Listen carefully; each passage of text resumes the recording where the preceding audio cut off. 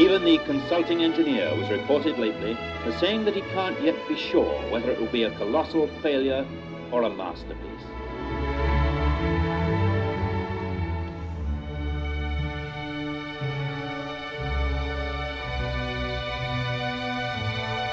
Quite a long time ago now, when many boys and girls who are now leaving school had not yet even entered kindergarten, the state of New South Wales decided that they were going to build a new palace of culture to demonstrate that the city of Sydney was no less refined than the city of London or the city of Paris or the city of New York. They decided to build a grand new house for the opera. They chose a site on the waterfront, just a little upstream from Sydney Harbour Bridge, where every visitor would be bound to see. And they held a grand competition open to the architects of all the world to decide exactly what manner of a building they should put there. They made only one condition, that nothing quite so remarkable should ever have been built before. At the beginning of January 1957, they began to sort the entries. A couple of weeks later, they announced the winner. Bjørn Utzon of Denmark emerged triumphant. The Americans, who had come second, had submitted a circular design. The British, who had come third, had submitted a rectangular one. But the design of Bjørn was neither square, nor circle, nor rectangle, nor polygon, nor even a parallelepiped. It was a score of towering shells. It was a cluster of seagulls spreading concrete wings. It was a huddle of sailing boats with billowing concrete sails. And it was an unmitigated bitch to build. This was his creation. From the first, it stirred the people of Sydney to breathless wonder and scalding abuse. It was called the Sydney Harbour Monster, a piece of Danish pastry, a disintegrating circus tent.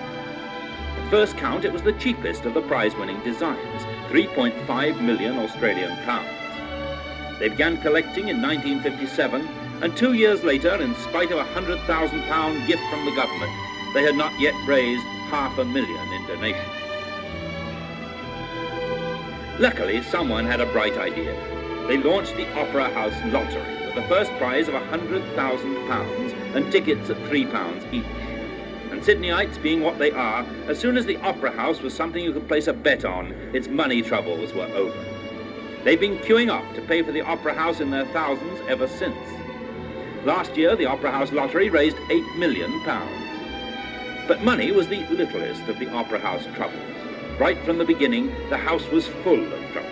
Human, mechanical, structural. Troubles of a kind that couldn't be solved simply by issuing wads of numbered tickets. They began with the site itself.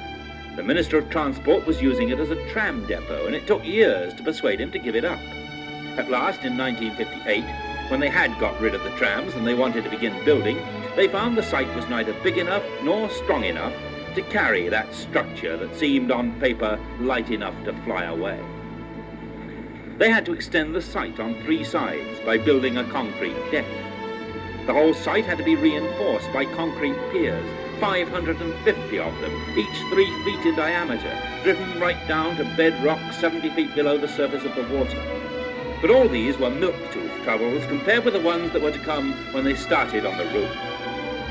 They had to change their ideas first about materials.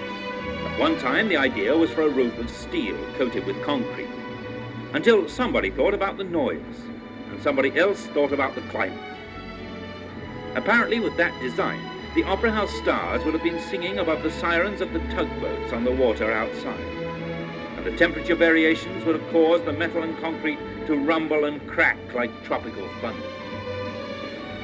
So the roof had to be redesigned in reinforced concrete. This meant the concrete pillars already built were no longer strong enough, and they had to be demolished and built again.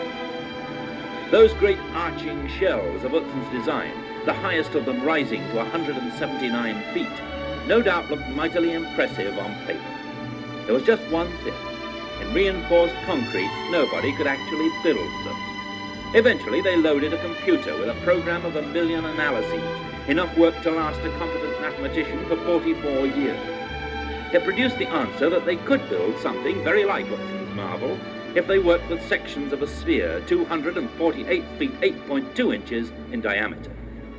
Using spherical segments, the concrete could be precast and set in position piece by piece. By 1962, the cost had risen to £12.5 million. And now everybody admitted they were only guessing.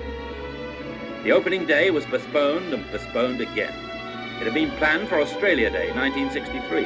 It was put off until early 1964, then until sometime in 1966, and now no one is bold enough even to predict the year the doors may eventually open. The frustrations have led not only to political strife. The workers on site have grown bitchy too.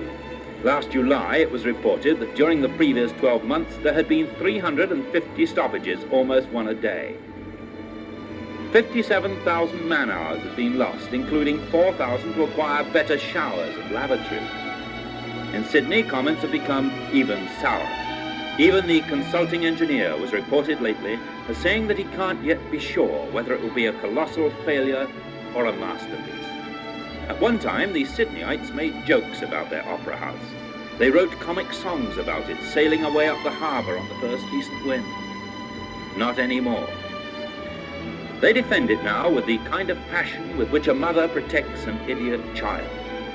The gamblers of Sydney have paid £17.5 million for it. They'll be paying more. And at that price, it's beyond a joke.